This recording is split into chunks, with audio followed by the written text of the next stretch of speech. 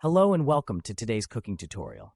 Today, we will be making a delicious herb-marinated grilled halibut with spring vegetable sauté. This dish is perfect for a light and healthy meal that is bursting with flavor. To start, you will need fresh halibut fillets, a mixture of herbs such as parsley, thyme, and rosemary, olive oil, lemon juice, garlic, salt, and pepper. Combine the herbs, olive oil, lemon juice, garlic, salt, and pepper in a bowl to create a marinade for the halibut. Let the fish marinate for at least 30 minutes to allow the flavors to infuse. While the halibut is marinating, prepare your spring vegetables. You can use a variety of vegetables such as asparagus, snap peas, and cherry tomatoes. Sauté the vegetables in a pan with olive oil until they are tender but still crisp.